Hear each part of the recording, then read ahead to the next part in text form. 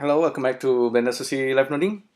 In this episode, we're gonna take a look again at this pilotaxis Fibonacci spiral structure thing. But we're gonna focus on the each and every single leaves. So I'll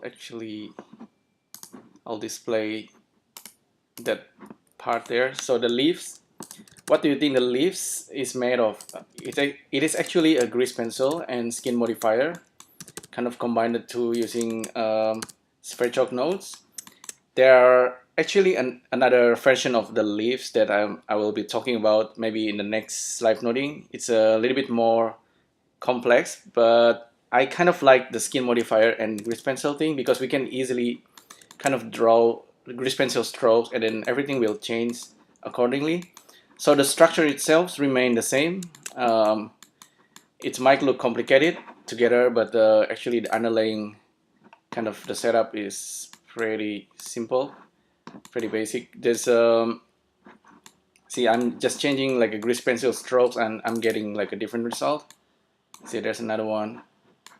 And let me try. I think I have, yeah, that's a weird one, but let's go back to where we have before. Oops, that's a different one. Okay, this one's pretty good. So let's reveal the nodes. This is actually pretty simple. I don't need some of this. This is the spiral Fibonacci thing that's making this phyllotaxis structure. And I think I can also make some changes here and we're gonna get like a different look, more or less. So let's have like 100, for example. Yeah, it's fun to play around with this spiral thing, but I will cut it and now I have like 4 of these. I think this is the grease pencil that I draw. Where's the grease pencil? I'll display the grease pencil. So there you go. That's the grease pencil that I draw. The funny thing is that if we provide like 8 or different like grease pencil, each one of them can be instanced differently for the structure. So it's almost like modular origami, like origami, the Japanese paper art. In order to make like a really complex design, sometimes you make the origami into modular instead of making it from a single paper. You have like a bunch of paper and each one of them to make different elements for the more complex structure. Okay, so grease pencil. I'll go to different frame and then try to draw something that's that one's supposed to give me a result. Not getting any. Maybe I need to change the name of this. Yeah, there we go. So now it's kind of working correctly. Maybe I change the scale of this guy. So that's why. Okay, that's better. Now if I draw something, see the leaves take shapes. And for the phyllotaxis thing and for things procedural, you tend to want to draw it on the x-axis so that you can kind of I think in Blender, if you make the objects kind of looking at the x-axis, like maybe Suzanne also looking at the x-axis. No, Suzanne is looking at the negative y-axis. But I think sometimes you want to make the objects pointing at x-axis, just like a guide. So that's the leaf that I was talking about. Let's look at the nodes tree real quick. So this one obviously kind of scaling the vector in that directions. That's originally is actually just a line, I believe. Or actually that's a stroke. Okay, my stroke.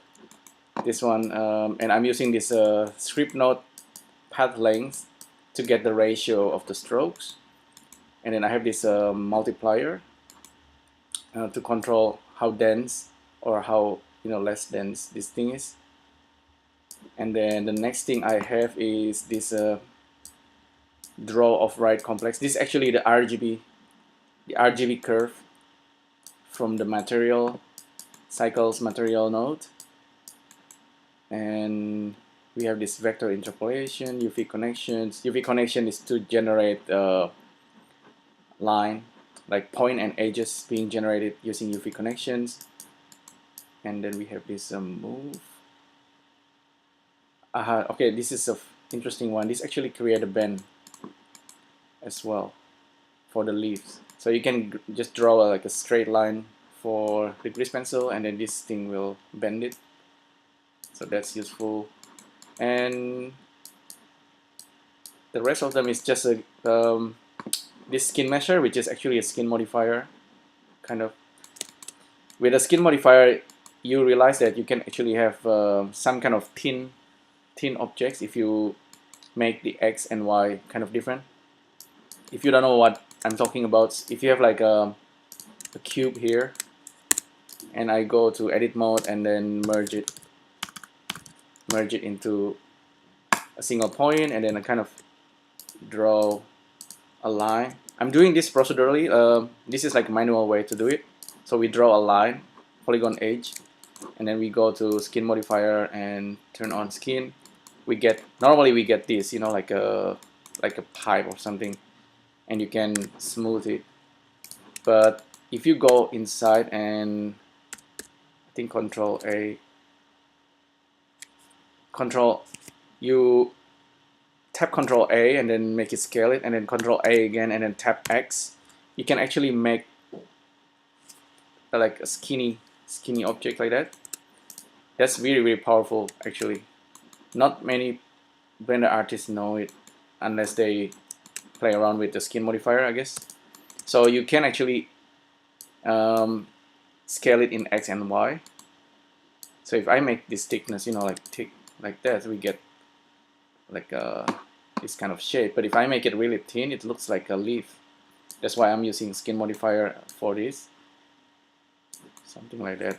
So yeah, the leaf shape, this is like the basic leaf shape. Maybe you can have like a more intricate kind of leaves, but I think you can control it here.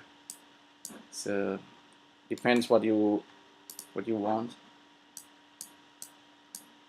The thing with this thing, I think sometimes you get at some point you might get a weird result, like so that's kind of okay. But if you kind of drag it here, sometimes it explodes or something. So just be careful with this RGB curve. See, that's exploding because the value here goes into infinity or something. Yeah, it's actually better if you don't go too far to the edge.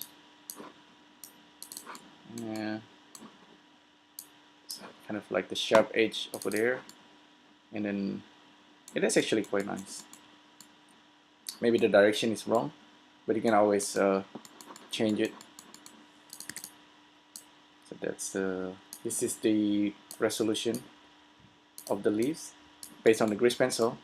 If I refill the grease pencil bits by bits, maybe it's a bit clearer. So I start with the grease pencil strokes. I only have single stroke of grease pencil, and by default that's what we have, you know. And then I resample it somewhere here, range float, multiplier, vector interpolations. That's grease pencil already resampled. We only have 4 points actually. Increase it, so we have more details now. Further on, UV connection creates the actual edge for skin modifier. That's why we have this thing, UV connections. And then the next one, move. I actually move it in the Z directions. That's why we get the curve. If you can see it, see, that's the curve. And the next thing, because this is like a polygon edge, we can simply use a skin mesher, skin modifier. And once that's done, you have skin mesher and you just plug in the matrix. So that's why you get this kind of complex looking design. Just simply you can like use all kind of different shape of leaves, or even like the monkey head, you can use the monkey head. But basically, this is like I think two major parts. Just the actual structure and the positions of points and rotations matrix for each object. How many do we have now? See, 100 matrix. We know exactly the number. 100 transform matrix that we can control. This one actually slightly different from previous live noding setup. I don't use rotation properly. I think I just use a shortcut way. So we have like extra funky bits there. This guy rotated weirdly. Maybe there's I need to just tweak the mask a little bit to fix that part. I don't know. I think something with the value here that I need to tweak. But anyway, I guess that's should be pretty interesting. You can probably just hide this guy, cheat a bit. So that's another quick look at this pilotaxis spiral Fibonacci shapes, and we are focusing on the actual leaves. So I'll give you this setup for you to have a look. Thanks again for tuning in, and if you have any question, let me know in the comment section below, and I'll see you in the next video. Thank you.